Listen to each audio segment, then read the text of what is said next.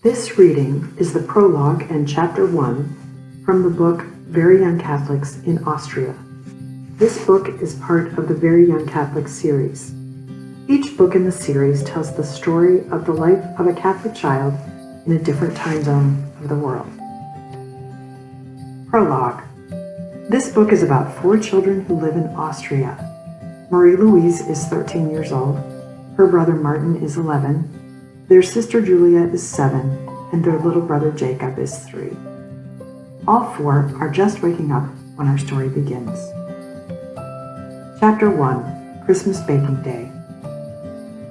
Cookies! Marie-Louise sat straight up in bed. Today is Christmas baking day. I can hardly wait. Martin, she called, it's baking day. I hear Mama and Aunt Elizabeth already rattling pans in the kitchen. I know, her brother answered from down the hall. I just woke up from a dream where I was eating a big plate of cookies all by myself. Well, sadly, that was just a dream, said Marie-Louise. We haven't made the cookies yet, so you can't have a plate of them. But I'll race you to the kitchen to get started baking. 10 minutes later, both children arrived in the kitchen, washed, dressed, and out of breath. Good morning, said Aunt Elizabeth. Here, have a quick breakfast, and then let's get started. We have butter and sugar and flour and spices all ready. Papa strolled into the kitchen as they began measuring the flour. So, Advent is underway, he said. We made our Advent wreath. We lit the candle for the first Sunday of Advent. We put aside money to be given away to others less fortunate. We set up the nativity scenes, and now the Christmas baking begins. Yes, Papa, Marie-Louise said happily. Aunt Elizabeth is here to help us, and lots of friends are joining us for a big day of baking. Maybe this year I'll be able to make up my mind which kind of cookie I like best, said Martin. Which kind was in your dream, said Marie-Louise. Maybe that is your favorite. I don't know, Martin said. I think they were vanilla Kipferl, but I woke up just before I tasted one. I've already made up my mind about my favorite, Papa said. I like the rum balls. Rum balls, said Martin. Wow, I think those are my least favorite. Yes, said Papa cheerfully. That's the advantage of sharing cookies with all of you. The ones I like are not your favorites, so there are always plenty for me. Lucky you, sighed Martin. Just then there was a knock at the door. There stood the friends who had come to join the fun of Christmas baking. Everyone was ready to make a lot of cookies. Butter, sugar, flour, and spices were mixed and rolled out. Ingredients for Papa's favorite rum balls were stirred together to make a dark, rich dough. 2-layer cookies were spread with jam. Vanilla Kipferl were shaped into crescents and dipped into powdered sugar. One after another, trays of cookies were baked to golden perfection. Delicious smells of cinnamon, fruit, vanilla, and ginger began to fill the air. I am trying to pick my favorite just by the smell, said Martin, but they all smell good. So far, my favorite smell is all of them mixed together. Aunt Elizabeth laughed.